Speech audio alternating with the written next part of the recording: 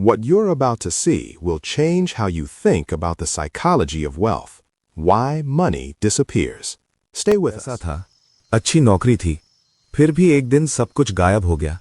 और सबसे डरावनी बात, ये कोई दुर्भाग्य नहीं था, ये एक पुराना छुपा हुआ नियम था जो आप पर हमेशा से लागू था। हम अक्सर सोचते हैं कि लॉटरी जीतने वाले या अचानक अमीर बनने वाले लोग कुछ ही सालों में दिवालिया क्यों हो जाते हैं। क्या ये सिर्फ खराब किस्मत है? बिल्कुल नहीं। आधुनिक मनोविज्ञान और हमारे प्राचीन वैदिक शास्त्र दोनों एक ही बात कहते हैं, बिना मानसिक तैयारी के मिला पैसा टिकने के लिए नहीं बल्कि उड़ने के लिए आता है। इसे समझने के लिए हमें इतिहास की सबसे बड़ी वेल्थ साइकोलॉजी केस स्टडी देखनी होगी।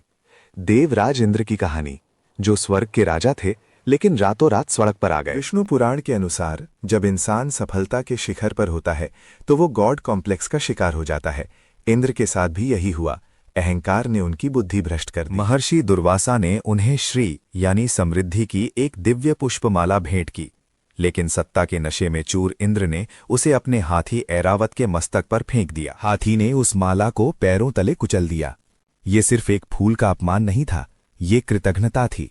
और इसी एक गलती के कारण देवी लक्ष्मी ने इंद्र का साथ छोड़ दिया। इंद्र तुरंत कंगाल हो गए। ये हमें क्या सिखाता है? लापरवाही और अहंकार स्थायी संपत्ति के सबसे बड़े दुश्मन हैं। जहां सम्मान नहीं, वहां से लक्ष्मी हमेशा के लिए चली जाती। अपनी खोई हुई संपत्ति वापस पाने के लिए उन्हें समुद्र मंथन करना पड़ा। यानी अहंकार से खोया हुआ धन केवल कड़ी मेहनत और टीम वर्क के मनोवैज्ञानिक मंथन से ही वापस मिलता है। अब एक सवाल, जब आप लक्ष्मी शब्द सुनते हैं तो आपके दिमाग में क्या आता है? सोना, नकदी, बैंक बैलेंस? यही हमारी सबसे बड़ी भ्रांति है। लक्ष्मी शब्द का मूल है लक्ष्य और लक्ष्य, जिसका अर्थ है उद्देश्य। इसका सीधा मतलब है बिना किसी स्पष्ट उद्देश्य के कमाया गया पैसा मनोवैज्ञानिक रूप से कभी टिक नहीं सकता। सौभाग्य लक्ष्मी उपनिषद स्पष्ट रूप से कहता है कि जो लोग अंधी भौतिक लालसाओं के पीछे भागते हैं उनसे समृद्धि दूर भागती है। धन एक ऊर्जा है जिसे सही दिशा की जरूरत होती है। याद है इंद्र ने क्या खोया था? अपना उद्देश्य। जब आप पैसे को सिर्फ करेंसी मानते हैं तो असली वेल्थ हमेशा आपसे दूर रहती है। तो फिर असली वेल्थ क्या है? वैदिक मनोविज्ञान के अनुसार धन कोई एक चीज नहीं है, ये 8 अलग अलग ऊर्जाओं का एक पोर्टफोलियो है जिसे हम अष्टलक्ष्मी कहते हैं। दिलचस्प बात यह है कि अष्टलक्ष्मी स्तोत्र कोई बहुत प्राचीन मंत्र नहीं है। इसे 1970 के दशक में श्री UV श्रीनिवास वरदाचार्यार ने लोकप्रिय बनाया था। चेन्नई के बेसेंट नगर में 1974 में बना अष्टलक्ष्मी मंदिर इन्हीं 8 स्तंभों को दर्शाता है। आइए इन्हें एक स्मार्ट इन्वेस्टर की तरह समझते हैं। पहला स्तंभ है आदि लक्ष्मी यानी मानसिक शांति। दूसरा है धन लक्ष्मी, नकदी और भौतिक संपत्ति। लेकिन क्या सिर्फ नकदी काफी है? तीसरा है धान्य लक्ष्मी यानी आपका स्वास्थ्य। सोचिए, अगर आप अस्पताल के बिस्तर पर हैं तो करोड़ों रुपए किस काम के? चौथा है गज लक्ष्मी, आपकी लीडरशिप और प्रभाव। पांचवां स्तंभ संतान लक्ष्मी है, जो आपकी पारिवारिक एकता और विरासत है। छठा है धैर्य लक्ष्मी या वीर लक्ष्मी, यानी आर्थिक जोखिम उठाने का साहस। अब उस वैदिक नियम को समझिए।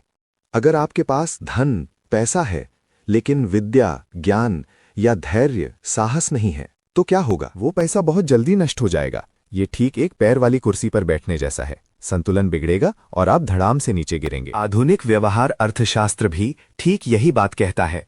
लोग धन क्यों खोते हैं? क्योंकि उनके पास विद्या लक्ष्मी यानी फाइनेंशियल नॉलेज की कमी होती है। मनोविज्ञान में इसे डनिंग क्रूगर प्रभाव कहते हैं। इसमें लोग अपने वित्तीय ज्ञान को बहुत ज्यादा आंकते हैं, जबकि असल में उन्हें मार्केट की कोई समझ नहीं होती। 2015 के S&P ग्लोबल सर्वे के चौंकाने वाले आंकड़े बताते हैं कि दुनिया के 67% वयस्क बुनियादी वित्तीय साक्षरता में फेल हैं। उन्हें कंपाउंड इंटरेस्ट तक नहीं पता। यही कारण है कि लॉटरी जीतने वाले सड़क पर आ जाते हैं। उनके पास धन लक्ष्मी तो आ जाती है, लेकिन विद्या लक्ष्मी के बिना वे उसे संभाल नहीं पाते। तो दुनिया के सबसे सफल अरबपति क्या करते हैं? क्या वे सिर्फ पैसे के पीछे भागते हैं? आइए वॉरेन बफे का उदाहरण लेते हैं। वॉरेन बफे दुनिया के सबसे महान निवेशकों में से एक हैं, लेकिन क्या आप जानते हैं कि वे अपना 80% समय यानी दिन के 5-6 घंटे सिर्फ पढ़ने में बिताते हैं? वे रोज 500 पन्ने पढ़ते हैं।